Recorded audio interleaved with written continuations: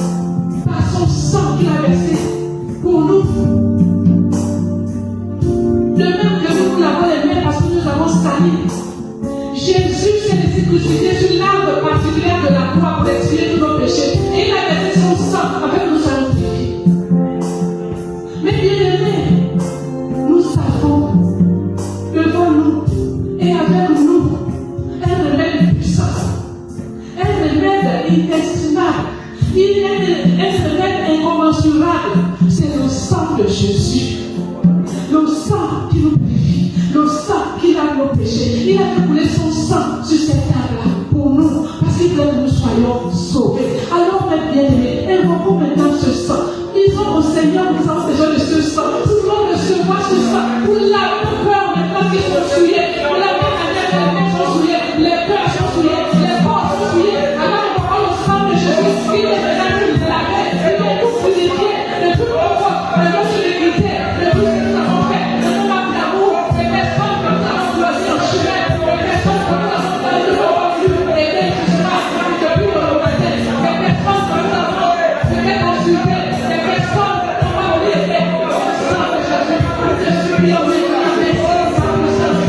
merci de la puissance de ton sang, le sang qui innove, le sang qui purifie, le sang qui guérit, le sang qui nous donne la grâce, le sang qui nous guérit de tout genre de maladie. Oh Seigneur, merci de ce sang que nous allons purifier, merci de ce sang que nous allons laver, merci de ce sang pour la rémission de nos péchés. Merci Seigneur pour ton sang glorieux puissant. Merci pour ce sang, de ce sang qui nous lave nos pensées, de la guérison, de la tout ce qui nous frappe, tout ce qui est en nous. Ton sang là, nous les accompagne, nos enfants, nos époux, nos épouses, ton sang là, ton sang là, nos élèves, ton sang là, nous baptisons. Oh, ton sang, c'est l'amour de la cathédrale. C'est ton sang pour la cathédrale qui est en construction, c'est en construction, Seigneur. C'est ton sang pour la cathédrale, c'est ton sang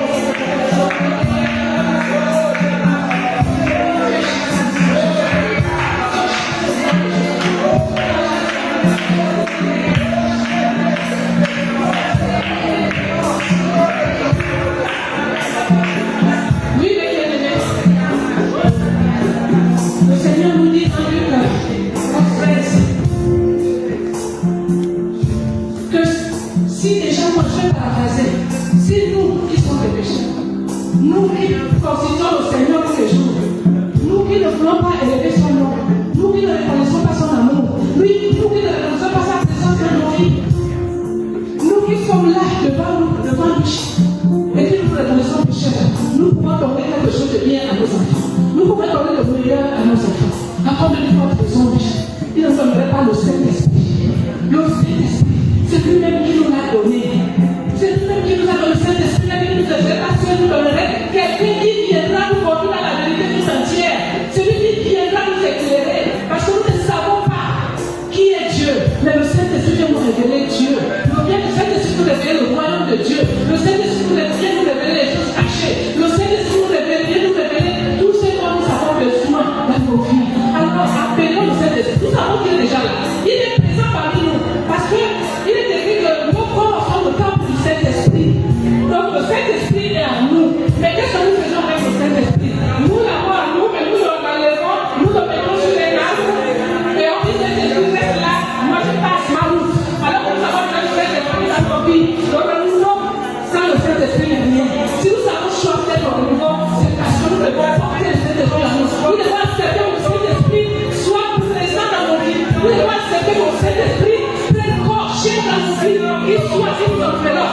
Alors c'est nous qui sommes en vie. Ce bruit de cadre-là, nous sommes en besoin du Saint-Esprit. En fait, il nous révèle nos fruits. Et puis nous avons reçu lors de notre baptême. Et puis nous avons reçu lors de l'émission du Saint-Esprit. Alors que nous allons le voir. Et magnifier le besoin de Dieu parce que nous avons reçu le Saint-Esprit. Que chacun laisse savoir. Chacun laisse savoir. Et chaque fois donné après.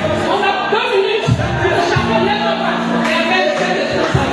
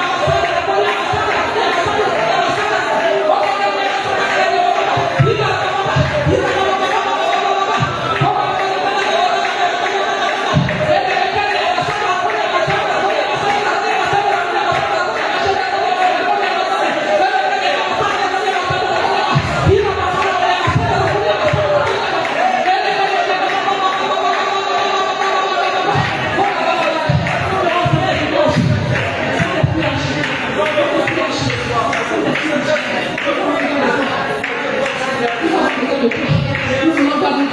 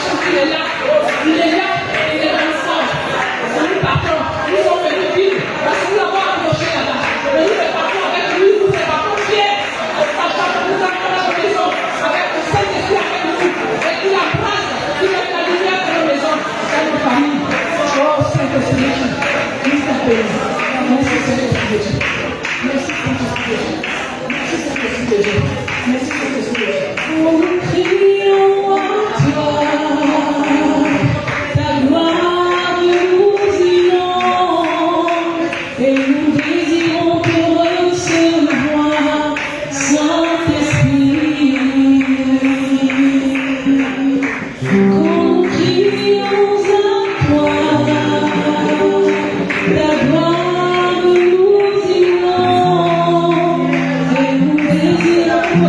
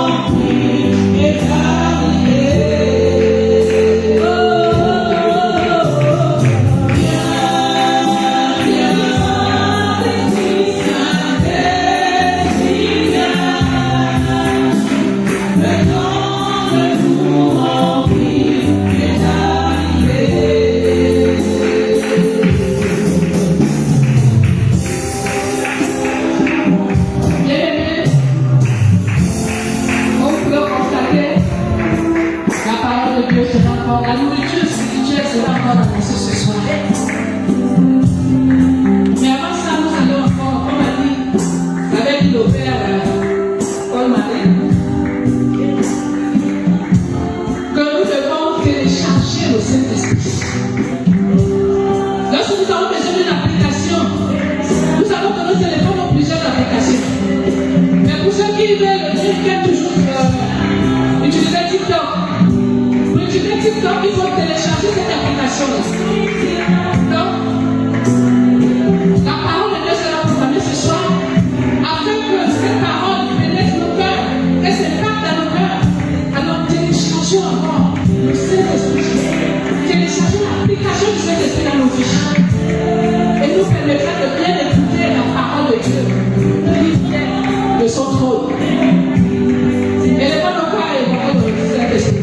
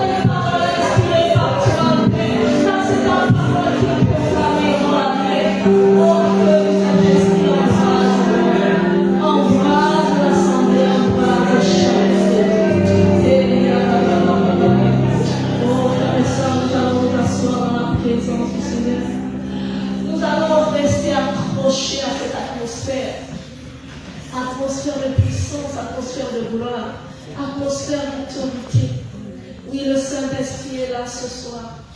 Alors que nous sortons de ce séminaire d'évangélisation, où le thème était ensemble élevons le nom du Seigneur. Pour ma part, je suis sortie de là avec l'enseignement sur les 12 étoiles de la Vierge Marie. Oh, disons Amen au Seigneur pour cet enseignement. Amen, parce que nous avons entendu cette parole sans pouvoir l'associer véritablement au mot qui mine chacun de nous, sans pouvoir l'associer véritablement au désir de nos cœurs. Aujourd'hui, au sortir de cet enseignement, frères et sœurs, qui a reçu pendant le séminaire d'évangélisation, qui a reçu? Qui était et qui a reçu? C'était puissant, c'était glorieux. Oh Seigneur, je te bénis pour ceux qui ont reçu. Je te bénis pour ceux qui ont reçu de façon physique, de façon visible. Et pour tous ceux qui ont reçu sans le contempler, sans le comprendre, Seigneur, je te bénis aussi. Oui, frères et sœurs, lorsque le prêtre a parlé des 12 étoiles, vraiment, j'ai été sublimée parce que je n'ai jamais pensé à ça. Les 12 étoiles, c'est le couronnement final. Le couronnement de ceux qui ont su marcher dans le plan divin. Oui, frères et sœurs, aujourd'hui, il va s'agir de marcher dans le plan divin pour arriver au couronnement final, pour arriver aux 12 étoiles. Le Seigneur va nous entretenir là-dedans. Pourquoi? Parce que la vie de chacun de nous n'est pas un hasard. Personne n'est venu sur terre par hasard. Frères et sœurs, est-ce que quelqu'un ici a déjà un aperçu de sa destinée? Un aperçu de ce pourquoi le Seigneur l'a envoyé sur terre? Levez la main. Ceux qui ont un aperçu. Est-ce que quelqu'un sait pourquoi le Seigneur l'a envoyé sur terre? Dans ton ministère, frères et sœurs, nous sommes dans les ministères ici. Quelle est notre place dans le ministère? Quelle est notre place dans l'Église? Et comment arriver à l'apothéose? C'est de ça dont il va s'agir. Car la parole déclare dans Jérémie 29, 11. Je connais les projets que j'ai formés pour toi, projets de paix et non de malheur, afin de vous donner un avenir et de l'espérance. Cette parole révèle que le Seigneur a un plan précis pour chacun de nous. Un plan qui dépasse nos ambitions personnelles, et qui nous conduit à une destinée éternelle, la destinée des 12 étoiles. Celle pour laquelle la Vierge Marie a été couronnée de 12 étoiles. Oh, frères et sœurs, les enjeux du plan de Dieu, c'est grand. Les enjeux du plan de Dieu sont plus grands que nos enjeux. Les enjeux du plan de Dieu sont plus grands que les plans que nous faisons chaque jour. Je me lève le matin, je choisis ce que j'ai à faire dans la journée. Mais le Seigneur a déjà prévu autre chose. Dans le livre de l'Apocalypse que nous allons lire, nous étions au chapitre 11, donc aujourd'hui nous allons parler de marcher dans le plan de Dieu, du chapitre 11 au chapitre 14. Ces chapitres à la lecture nous éclairent d'une manière particulière sur les plans divins. On y découvre des images. Le frère Jean-Marie nous a longtemps parlé des images, afin que nous puissions mieux lire et comprendre l'Apocalypse. Ces images qui marquent la marche chrétienne. Une marche qui se vit au milieu des combats, au milieu des tumultes, mais dont la fidélité conduit à la victoire finale. Alors, de quoi parle-t-on quand on parle des enjeux de Dieu? Il y a 4 dimensions. La dimension salvatrice, la dimension vocationnelle, la dimension communautaire et la dimension éternelle. Qu'est-ce qu'on entend par la dimension salvatrice? Le premier enjeu de Dieu dans nos vies spirituelles concerne notre salut, le salut des âmes. En parlant de notre salut, le Seigneur parle de la sanctification, de la fidélité jusqu'à la fin. Nous allons lire dans Apocalypse 12 au verset 11. Ils l'ont vaincu à cause du sang de l'agneau et à cause de la parole de leur témoignage. L'Apocalypse 12 va nous montrer le dragon en guerre contre la femme enceinte et en guerre contre les enfants de cette femme enceinte. Mais ceux qui nous ont précédés ont vaincu à cause du sang de l'agneau et à cause de la parole de leur témoignage. Et cette destinée, elle est partagée à nous tous. Elle nous concerne nous tous. La parole de Dieu, le témoignage que nous faisons de la parole que nous lisons chaque jour, c'est cela qui nous rend vainqueurs par le sang de Jésus. Cela signifie que rester dans le plan de Dieu, frères et sœurs, c'est demeurer couvert par le sang de Jésus. C'est ça la sanctification. C'est persévérer dans la vérité et se laisser guider par le Saint-Esprit. Lorsque nous avons compris cela, nous comprenons que la sanctification devient une arme, une véritable arme, une arme terrible. Et la fidélité, une posture de résistance. Si tu as la fidélité, si tu restes fidèle à Dieu, si nous restons fidèles à Dieu, alors là, nous avons la posture de combat qu'il faut. Amen. Amen. La deuxième dimension, donc le deuxième enjeu, il est personnel.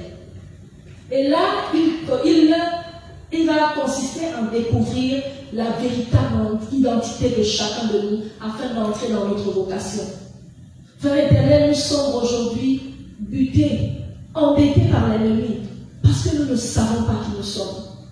Le chrétien qui sait qui il est, il sait que devant l'adversité, il marche. Parce que le désert, c'est un chemin de passage, c'est pas une station d'arrêt. Amen. Amen. L'Apocalypse 11 va présenter deux témoins qui prophétisent avec puissance, avec autorité, malgré les difficultés, malgré les persécutions. Parce que le chemin de la persécution n'est pas une station d'arrêt. C'est un lieu de passage où on fait ce qu'on doit faire avec fidélité et on traverse. Amen. Amen. Leur mission illustre que chacun d'entre nous, frères et sœurs, a une part unique à accomplir dans le plan divin. Chacun de nous a une part unique à accomplir dans le plan divin. Vivre dans ce plan, c'est donc se laisser séduire, ne pas se laisser séduire par nos propres désirs, ni nous détourner sous l'influence du monde. Non. Mais c'est marcher dans l'appel que Dieu a fait pour nous, que Dieu a décidé pour nous, que Dieu nous adresse. C'est discerner le moment opportun, c'est-à-dire le kairos, le moment opportun, le moment de Dieu, pas le nôtre, pour agir, pour refuser les séductions du monde et marcher dans l'appel spécifique que Dieu nous donne. C'est ça notre vocation. Nous sommes appelés à quoi? Nous sommes appelés à quoi? Quand? C'est ça notre vocation. Ce n'est pas l'appel de désir personnel ni l'appel d'autre chose. C'est l'appel de Dieu dans chacun de nos ministères, dans notre vie personnelle, dans notre profession. À quoi le Seigneur nous appelle-t-il? Et à quel moment devons-nous faire ce qu'il nous dit de faire? Amen. Amen. Le troisième enjeu, il est relationnel et communautaire. C'est-à-dire, tout simplement, être témoin, un témoin vrai. Le témoin, c'est celui qui vit en communauté. On n'est pas témoin seul. Parce que seul, on témoigne devant qui? Nos quatre murs, ils ne vont jamais venir attester de notre vie dans le Seigneur. On témoigne dans la communauté. On témoigne parce qu'on est en relation avec les autres. Dans l'Apocalypse 14, verset 4 à 5, il est dit, les élus suivirent l'agneau avec fidélité. Leur vie devient donc un témoignage pur, un fruit visible de leur engagement. Oui, ici, il va s'agir de l'engagement. C'est l'engagement qui va montrer ton témoignage. Amen. Amen. Et dans Apocalypse, dans Jean 15, 16, il va le dire, ce n'est pas vous qui m'avez choisi, mais moi je vous ai choisi. Je vous ai établi afin que vous alliez et que vous portiez du fruit. C'est ça le témoignage. Allez porter du fruit. Et c'est ça notre dimension spirituelle qui s'exprime dans la communauté. Cette dimension, c'est un témoignage qui va impacter la communauté, c'est-à-dire la famille, l'église, la société. C'est un témoignage qui est d'une pression uniformisante. Si on lit dans Apocalypse 13, vous allez voir que la bête va mettre une marque sur ceux qui l'ont choisi. Cette marque, elle est uniforme. Elle est identique pour tout le monde. Mais dans le Seigneur, ce n'est pas ça. Le Seigneur nous appelle à témoigner chacun avec sa propre liberté dans la vérité du Christ. Nous sommes libres parce que c'est un témoignage conscient. Nous nous engageons pour le Seigneur avec conscience par nous-mêmes. Nous ne sommes pas obligés de nous engager. C'est ça notre dimension spirituelle communautaire, le témoignage. Si nous ne témoignons pas, nous ne sommes pas dans le plan divin. Amen. Amen. Enfin, la dernière dimension du plan divin, c'est notre héritage éternel. On peut encore appeler la dimension eschatologique. Amen. C'est une dimension où, quand nous allons lire Apocalypse 14, de 12 à 16, ce passage, ces versets montrent que la persévérance des saints est une fidélité active. Fidélité active, pas passive. Un chrétien n'est pas passif, il est actif. Il est actif en gardant les commandements et la foi en Jésus-Christ, malgré les épreuves. Celui qui garde les commandements et la foi en Jésus-Christ, malgré les épreuves, n'est pas quelqu'un qui est passif, c'est quelqu'un qui est actif. C'est quelqu'un qui lit la Bible, c'est quelqu'un qui est engagé, c'est quelqu'un qui prie avec ses frères, c'est quelqu'un qui va là où le Seigneur l'envoie, quand il l'envoie, comme il l'envoie, avec ses faiblesses. Amen. Amen. Applaudissons d'abord pour tous ceux qui ont peur de s'engager dans le Seigneur. Applaudissons. Amen. Applaudissons encore plus fort. Merci, frères et sœurs. Je vous dis merci parce que vous avez applaudi pour moi. Pour moi, parce que c'est ça mon véritable problème. Je vous assure que c'est avec beaucoup de stress que je suis là devant, parce que je sais à quoi le Seigneur m'appelle. Mais la peur me fait retourner. Avec vos acclamations, avec vos applaudissements, je suis sûre que je vais aller de l'avant. Amen. Amen. Donc, on disait, c'est ça en fait. Malgré les épreuves, vraiment être dans cette dimension eschatologique, persévérer. Parce que c'est l'aboutissement du plan divin. Une reconnaissance céleste de la constance terrestre. Reconnaissance céleste de la constance terrestre. Parce que nous serons constants sur la terre. Nous serons reconnus dans les cieux. Amen. Amen. Mais cette reconnaissance, frères et sœurs, ne s'exprime pas seule. Parce qu'on a vu tout à l'heure la dimension communautaire. Elle s'exprime en société. Elle s'exprime par la récolte. Elle s'élève en louange. On voit dans Apocalypse 14, verset 3. Évoque un cantique nouveau chanté devant le trône. C'est l'aboutissement du plan divin. Une reconnaissance céleste de la constance, de la constance terrestre. Donc, si on veut résumer le plan divin, comme on l'a vu tout à l'heure, les enjeux du plan divin, nous dirons tout simplement que les chapitres 11 à 14 d'Apocalypse nous rappellent que le plan de Dieu dans nos vies a un enjeu. Disons 4. Notre salut, notre vocation, notre témoignage et notre héritage éternel. Lorsqu'on a acquis ces 4 dimensions, qu'on sait que ces 4 dimensions sont les dimensions qu'il me faut avoir, sont les postures qu'il me faut avoir pour entrer dans le plan divin, on sait maintenant où est-ce qu'on va. On apprend à savoir qui on est. On apprend à connaître quelle est notre mission. Et parce qu'on aura tous ces atouts, on pourra se positionner pour commencer le combat. Pour commencer à louer le Seigneur, pour commencer à adorer. Louer, adorer, combattre, sans savoir que nous le faisons pour notre salut. Parce que nous avons une vocation. Parce que nous sommes appelés à la vie éternelle. Et tout ça passe par notre témoignage.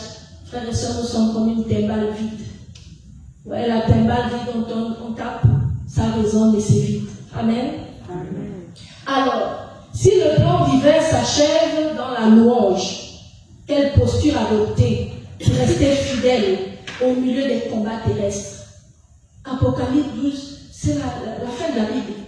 Ça montre, ça révèle et ça fait état des véritables combats. Mais quelle posture devons-nous adopter pour justement, après avoir compris les plans divins, rentrer dans ce plan? Parce qu'il ne s'agit pas de comprendre le plan divin, il faut après rentrer dans ce plan divin.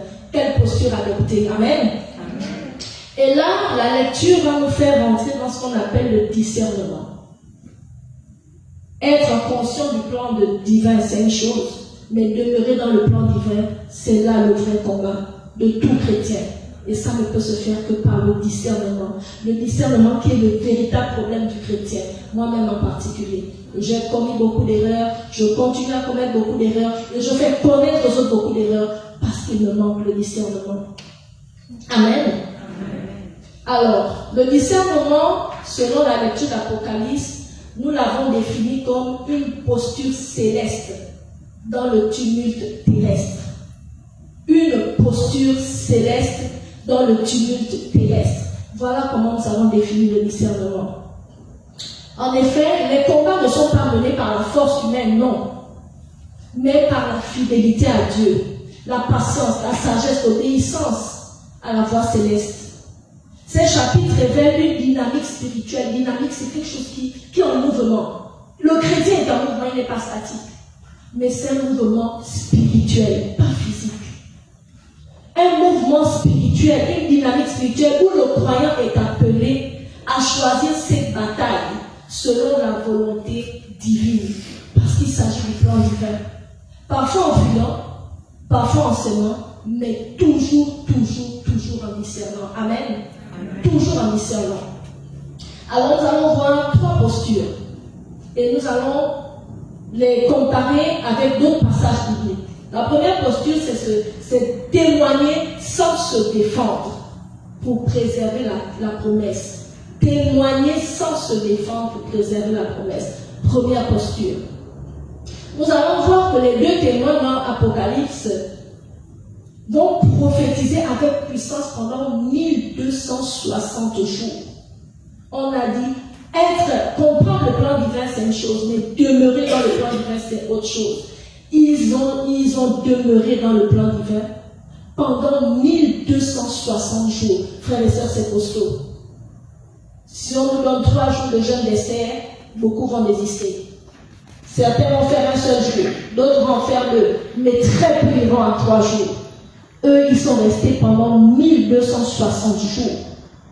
Et la parole précise qu'ils sont vêtus de toile de sac. Donc, ils ont revêtu l'humilité, ils ont revêtu le deuil, ils ont revêtu la repentance pendant ces moments, ces 1260 jours. Et pourtant, ils avaient le pouvoir d'arrêter la pluie, de frapper la terre pour qu'il y ait des plaies.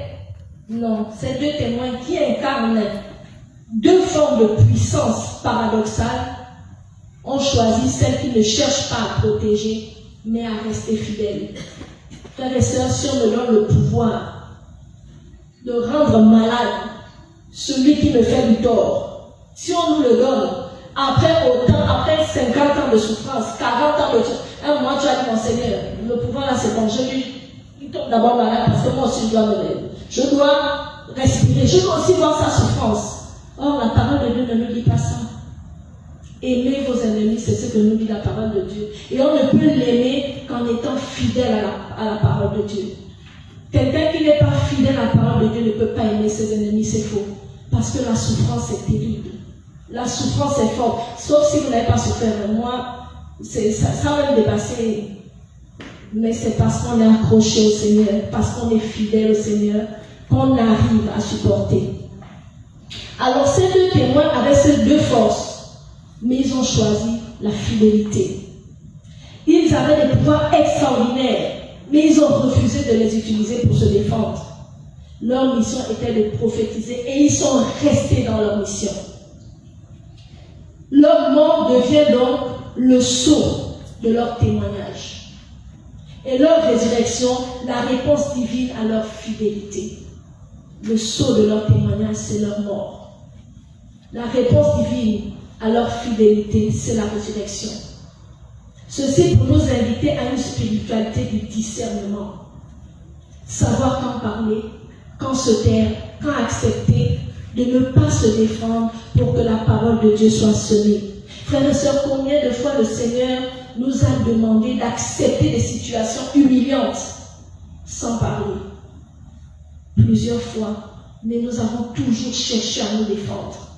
Or, c'est le Seigneur qui nous défend, c'est pas nous. Amen. Amen.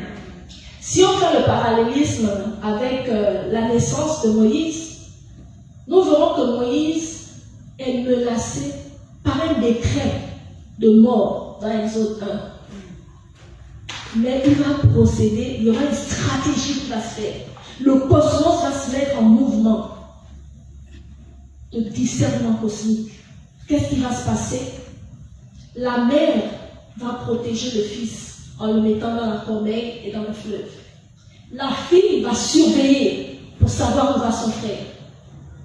Et la princesse, qu'est-ce qu'elle va faire? Elle va accueillir Moïse. Le plan divin et le discernement du cosmos. Chacun joue son rôle dans l'ombre pour que la vie promise puisse éclore. Chacun a discerné. La mère se dit, il va tuer tous les enfants. Comment je vais faire? Qu'est-ce que je fais? Si la mère a réagi comme ça, la seule, alors qu'elle avait plusieurs, c'est qu'elle connaissait le plan de Dieu pour son fils. Après le discernement, elle a mis l'enfant dans la corbeille. La petite soeur, la soeur s'est regardée et dit, mon frère va où? Il faut que je sache où est-ce qu'il va. Le discernement. Elle a discerné les gestes de sa mère. Elle a discerné. Elle s'est dit, bon, je vais m'en aller regarder, savoir est-ce qu'il va. La princesse qui cherchait un enfant, involontairement, son discernement l'a emmené à prendre l'enfant qui n'était pas elle et l'enfant qui allait leur poser le problème plus tard. Frères et sœurs, applaudissons. Applaudissons parce que par cette parole, le Seigneur nous montre que l'ennemi, malgré lui, il fera la volonté de Dieu. Amen. Amen. Applaudissons pour nos situations de vie, où le Seigneur va susciter nos ennemis pour nous rendre justice, pour nous élever. Amen. Vraiment, que Dieu soit béni. Et c'est ce qui s'est passé dans la vie de Moïse. Et c'est ce que révèle ce texte en fait, la vulnérabilité. Quelqu'un de fidèle dans la vulnérabilité a eu une posture prophétique. La posture prophétique. Le discernement, c'est aussi une posture prophétique. À l'image des témoins qui, sans se défendre, acceptent d'être semés pour que la parole germe. Le discernement, frères et sœurs, une puissance. Le discernement ne consiste pas à se défendre à tout prix, mais à préserver ce que Dieu veut faire naître. Même dans la faiblesse apparente, même quand tu sens que ça te coûte énormément, le talent que Dieu a mis en nous, il ne veut peut-être pas que ça s'exploite, mais que ça se voit maintenant. Donc il va nous demander de prendre sur nous, de nous taire, d'encaisser. Amen.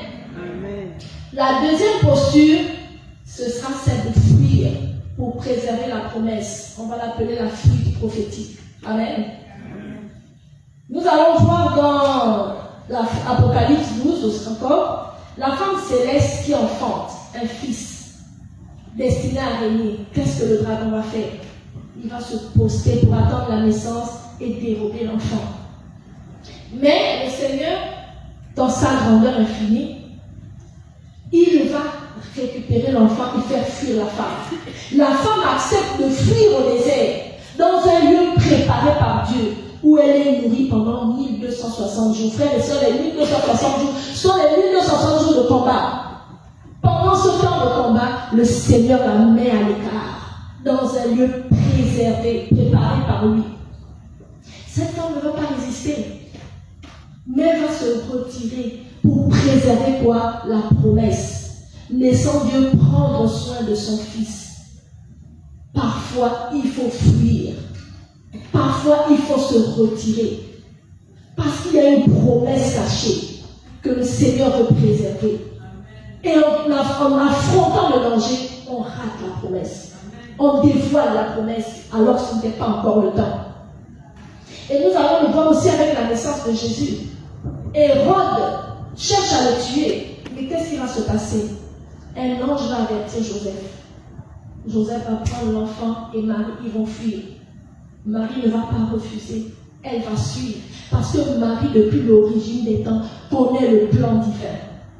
Et puisqu'elle connaît le plan divin, elle obéit. Et elle suit Joseph. Elle confie à Dieu ce qu'elle ne peut pas contrôler. Il y a des choses qu'on ne peut pas contrôler. Et quand on ne peut pas contrôler, ça ne sert à rien de vouloir aller de l'avant. Laissons tomber confiance en Dieu. Et c'est pareil avec la femme de l'Apocalypse.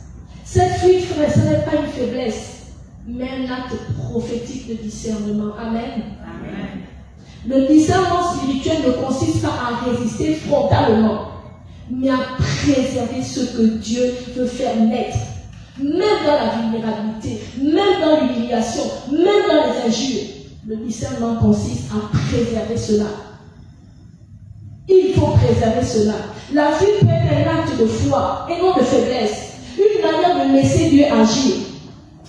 La fidélité consiste à accepter de ne pas tout maîtriser, mais à suivre les chemins que Dieu trace, même s'il passe par le désert, l'exil ou la mort apparente. Amen.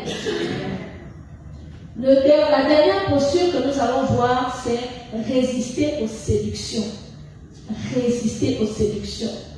Ceux qui ont lu Apocalypse 13, je suppose que tout le monde l'a lu parce que c'est notre livre ce mois-ci, verront que les deux bêtes ont été identifiées. La première, c'est le politique. La deuxième, c'est le pouvoir religieux. Deux bêtes identifiées. Le pouvoir politique, le pouvoir religieux. Ne se mentons pas, c'est eux qui gèrent le monde. La politique et la religion gèrent le monde. Et voici les deux bêtes qui ont été identifiées dans l'Apocalypse.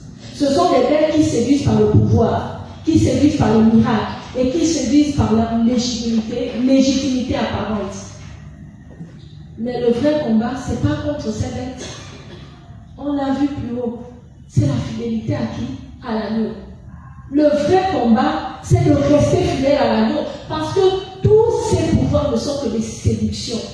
Voilà pourquoi notre posture doit être celle de rester fidèle à l'agneau. Donc, n'oublions pas, parce que ces postures, non seulement elles sont de façade, mais n'oublions pas ce que le Seigneur dit dans Matthieu 13. Le semeur est sorti pour s'aimer. Il a semé la même parole dans différentes terres. Mais les terres ont réagi différemment. Les ronds s'étouffent, les rocs empêchent l'enracinement, le chemin est piétiné. Mais ce sont ces deux pouvoirs-là où, au lieu de discerner pour rester fidèles au plan de Dieu, nous laissons séduire par ces deux pouvoirs. Et nous perdons cette posture de discernement et nous rentrons dans le péché. Nous rentrons dans des voies que le Seigneur n'a pas faites pour nous. La résistance au peuple n'est pas une confrontation directe, non, mais une vigilance intérieure. Elle consiste à discerner les terrains où la parole risque d'être étouffée, à reconnaître les séductions qui imitent la vérité sans la porter. Les séductions qui imitent la vérité sans la porter. On court quand il y a des miracles. Parce qu'on se dit, il y a eu un miracle, c'est la vérité. Mais le fond n'est pas vrai. On se laisse séduire. Et à choisir de semer là où le cœur est disposé à accueillir et à faire fructifier. Amen. Amen. Nous devons discerner pour savoir où est-ce que nous allons. Pour savoir quelle parole nous devons écouter. Pour savoir où est-ce que le Seigneur nous appelle. Amen. Et voici les trois postures, frères et sœurs, dont on parlait. Je vais récapituler. Témoigner sans se défendre pour préserver la promesse. Fuir pour préserver la promesse à fuite prophétique. Et résister aux séductions. Amen. Amen. Mais nous faisons tout ça pourquoi? Pourquoi nous faisons tout ça? Pourquoi nous cherchons à savoir le plan de Dieu? Pourquoi nous cherchons à demeurer dans le plan de Dieu grâce au discernement? Pour une seule raison, l'aboutissement du plan de Dieu, comme l'a dit le berger à l'évangélisation, être couronné d'étoiles, être couronné, être reconnu. Le plan de Dieu ne s'achève pas dans le tumulte, non, mais dans la reconnaissance. Après les combats discernés, les silences gardés, les fidélités tenues, vient le temps de la moisson. Amen. Amen. Le temps de la moisson, Apocalypse 14. La moisson céleste. Apocalypse 14 dévoile la moisson finale. Ce ne sont pas les puissants qui sont récoltés, mais les fidèles. Amen. Amen. Qui est fidèle? Il n'y a pas de fidèles dans l'assemblée. Donc, nous venons ici, donc, qui cherche à être fidèle? Ok, moi je me mets parmi les fidèles. C'est un acte prophétique. Si on cherche à être parmi les fidèles, soyons fidèles. On prophétise qu'on est fidèle. Amen. Amen. On va dire, je suis fidèle à Dieu.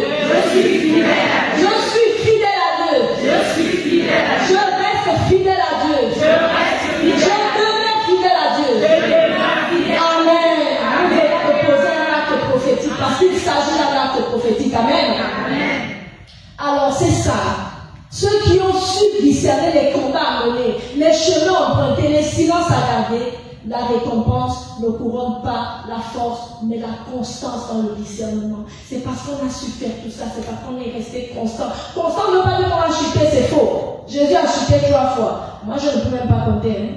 Ceux qui étaient à l'enseignement ont entendu le prêtre. Non, il a dit, il célébrait un décès. L'armée est venue, la femme du mari, du défunt a fui. Lui, il refuse de nous dire ce qui s'est passé, ce qu'il a fait. Lui, le prêtre, il refuse de nous dire ce qu'il a fait.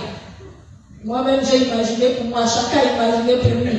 Donc, chacun peut penser aussi ce qui se passe dans sa vie. Amen. Amen. Donc, c'est une constance.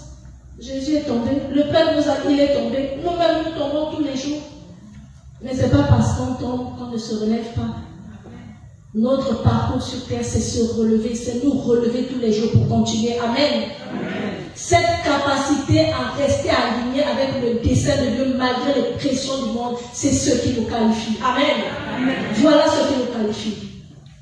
Moïse est sauvé non pour fuir, mais pour libérer. Amen. Amen. Les témoins acceptent la mort pour que la parole ressuscite. Amen. Amen. Le semeur perd beaucoup parce qu'il refuse de semer dans toutes les terres. Avec le discernement, il choisit la bonne terre. Il sème. Le semeur perd beaucoup, mais garde confiance dans le bon terrain, dans la bonne. Amen. Amen. Jésus est protégé pour accomplir le salut. Et moi, la petite soeur de Jésus, même père, même mère, je suis les traces de mon petit frère, de mon grand frère. J'ai toujours dit, depuis petite, je me fais appeler la petite soeur de Jésus, même père, même mère, depuis petite. Et j'ai toujours dit, Jean-Baptiste est venu pour ouvrir le chemin de Jésus. Jésus est venu pour ouvrir le chemin. Et comme il est venu pour ouvrir le chemin, je vais aller au ciel. Amen. Amen. Je serai récolté. Amen. Amen. Nous serons récoltés. Amen. Amen. Prophète, un prophétique, on dit, nous serons récoltés. Amen. Nous serons récoltés. Amen. Nous serons récoltés. Nous serons récoltés. Je prophétise que je serai récolté. Je prophétise que je serai récolté. Amen. J'ai entendu et cette parole est scellée au ciel. Quelles que soient les difficultés, Dieu se souviendra qu'aujourd'hui, nous avons prophétisé que nous serons récoltés. Alors nous le serons. Amen. Amen. La récompense du discernement fidèle de la vie qui a porté du fruit, c'est d'être moissonné par Dieu lui-même. Amen. La moisson est l'acte divin par lequel le Seigneur reconnaît la fidélité, l'obéissance et l'alignement avec son plan divin. Ceux qui ont persévéré dans le discernement sont recueillis dans la gloire. Amen. Amen. Comme une récolte précieuse entre les mains du Fils de l'homme. Amen. Amen. Première récompense, la récolte. Deuxième récompense, la communion des élus dans l'adoration de l'agneau. La communion des élus dans l'adoration de l'agneau. On le voit dans Apocalypse 14, 1 à 5. L'assemblée céleste que l'on voit dans Apocalypse décrit bien plus qu'un rassemblement. C'est bien plus qu'un rassemblement. C'est l'aboutissement du discernement du fidèle. L'assemblée céleste est l'aboutissement du discernement du fidèle. Celui qui a discerné et qui a été fidèle jusqu'au bout. L'assemblée céleste est son aboutissement. C'est la récompense ultime pour ceux qui ont gardé la foi au milieu des épreuves. Les élus sont rassemblés sur la montagne de Sion, marqués de l'agneau, du nom de l'agneau et du Père, signe éternel d'appartenance. Ici, le Seigneur a donné, nos parents nous ont donné chacun son nom. Il y en a à qui le Seigneur a donné personnellement des noms, selon la mission. Parce que le nom que le Seigneur va te donner correspond à ta mission. Si le Seigneur t'a dit que tu t'appelais Sarah, pas dans ton acte de naissance, mais s'il te l'a dit, va chercher la vie de Sarah et trouve ta destinée. S'il t'a dit que tu t'appelles Simon, va chercher la vie de Simon et trouve ta destinée. Mais les noms prophétiques ne sont pas seulement bibliques. Ils peuvent même être imagés. Interroge le Seigneur dans le discernement et cherche la destinée attachée à ce nom. Amen. Amen. Alors, ces témoins, qu'est-ce qu'ils vont faire? En plus d'être récoltés et d'être rassemblés, ils vont chanter un cantique nouveau que nul autre ne peut apprendre. Car il est né de leur fidélité, de leur pureté, de leur marche sans compromis. Ce chant est l'expression intime d'une vie alignée avec le dessein divin.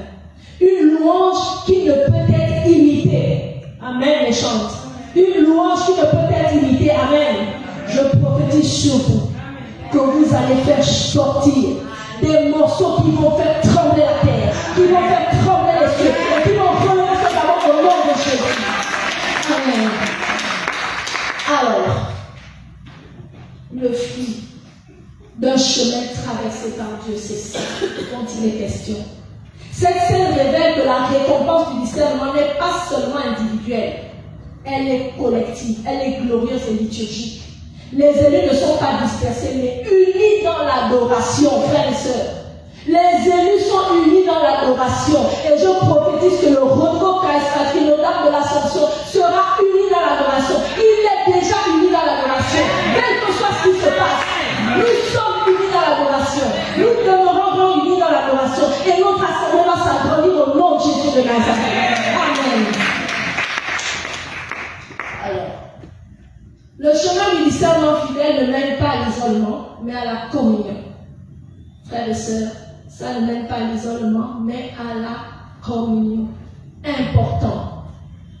Le chemin du discernement fidèle ne mène pas à l'isolement, mais à la communion.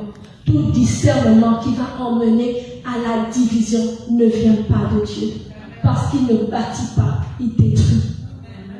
Moissonnés par le Fils de l'homme, les élus deviennent des témoins chantants d'un dessein accompli. Ainsi, le plan de Dieu s'achève dans la gloire partagée. Parce que nous sommes des témoins communautaires. Donc la joie est partagée. Parce que le discernement n'est pas une parole qui divise, mais une parole qui unit. Une adoration qui unit. Une fidélité qui chante. Une moisson qui rassemble. Amen.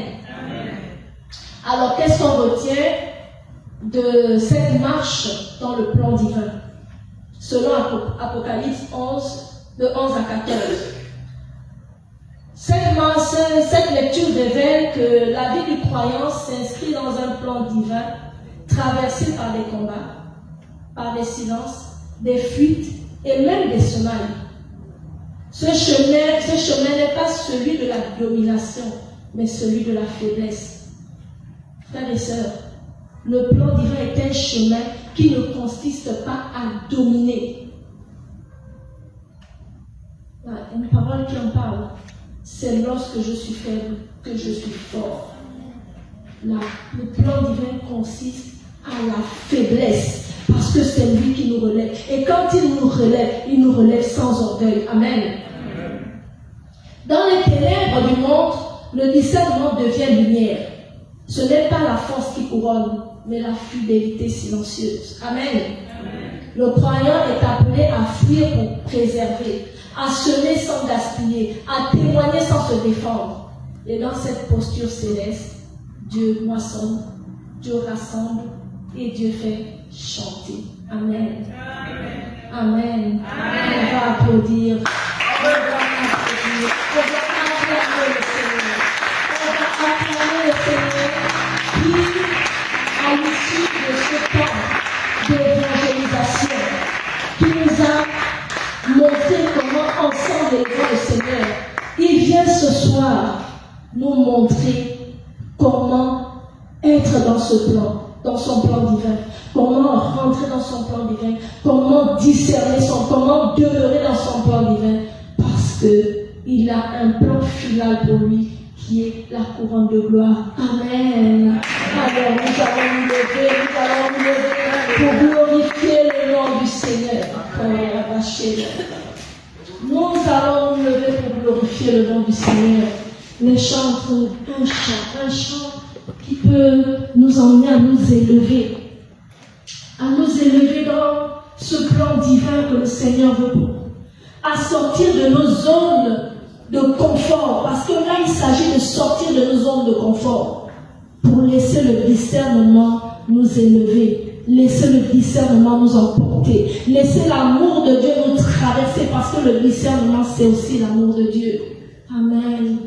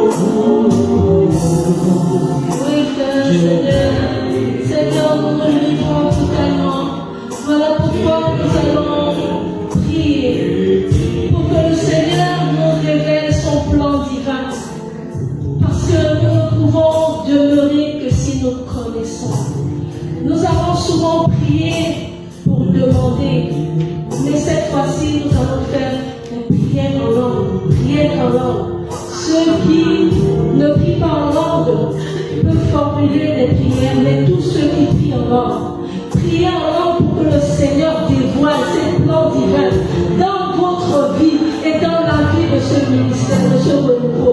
Ensemble, élevons nos voix, nous pleurons en langue. Chacun reconnaît sa personne, nous dit au Seigneur de lui dévoiler son plan divin, parce qu'il faut que les choses décollent dans ta vie. Il faut que les choses décollent dans ta vie. Mais pour ça, il faut connaître le plan divin.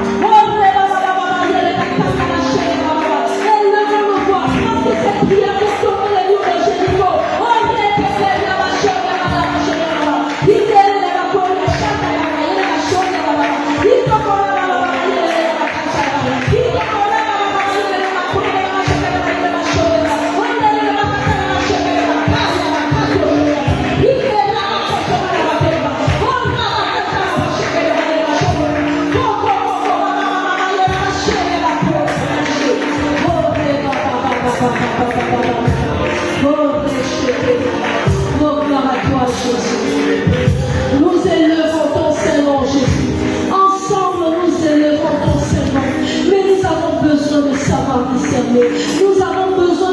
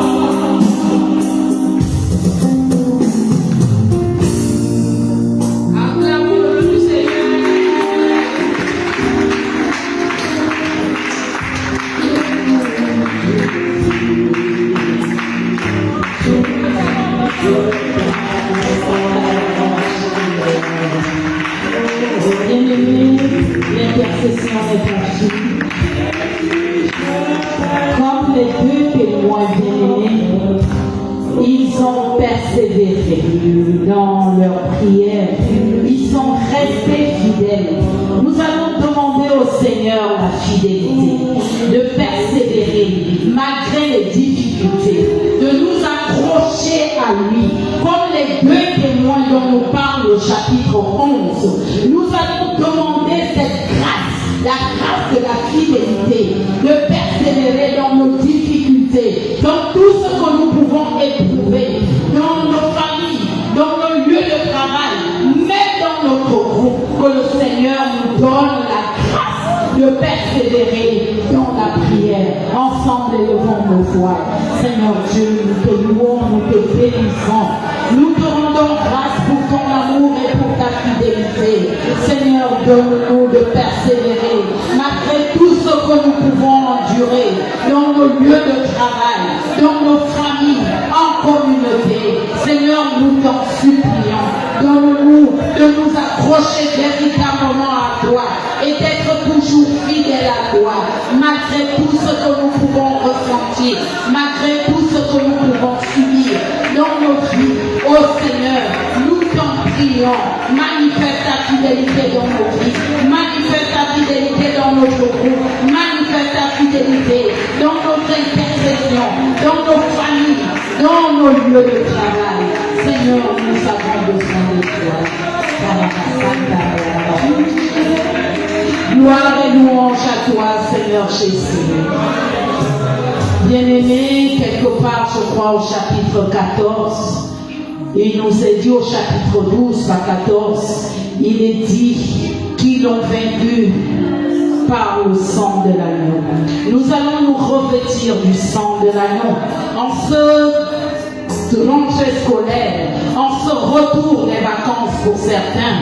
Nous allons nous revêtir du sang de l'agneau afin de nous protéger, afin que nous soyons invisibles aux yeux de tous ceux qui manifestent contre nos vies, contre ceux que nous sommes, contre nos projets.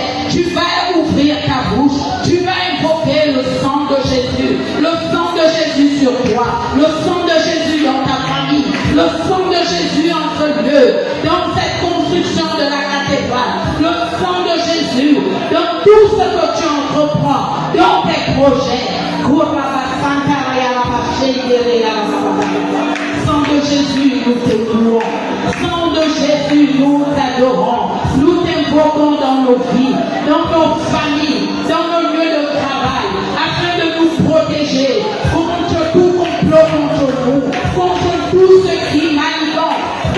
nos projets. Sang de Jésus, nous t'honorons. Sang de Jésus, nous t'adorons. Viens, couvre-nous de ta puissance, sang de Jésus. Sang de Jésus, couvre.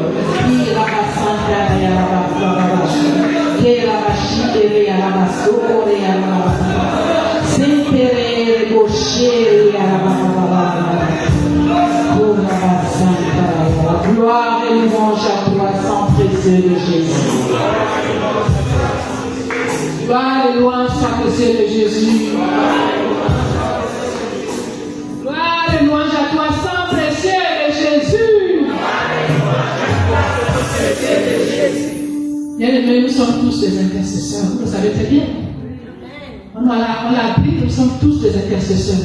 Nous sommes tous des agents secrets de l'Éternel. Chacun est intercesseur à sa manière. Et nous avons tous intercédé. Personne n'a resté à bouche cousue. Nous avons tous intercédé. Donc nous avons continué cette intercession chez nous. Et nous allons continuer tous les jours que Dieu fait à prier pour nos familles, pour nos évêques, nos prêtres, nos diacres, les religieux, religieuses. Nous allons continuer à mettre la cathédrale au centre de nos prières. La reconstruction de notre cathédrale au centre de notre prière, parce que c'est notre maison mère.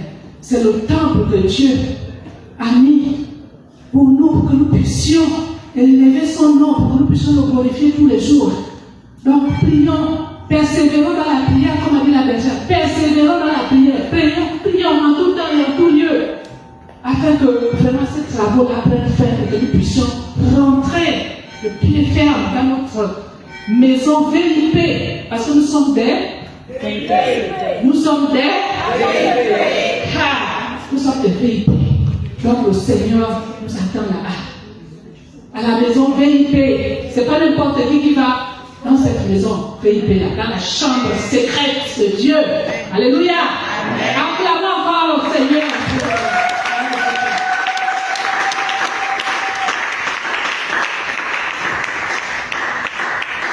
Alors, avant de continuer, je vais laisser la parole à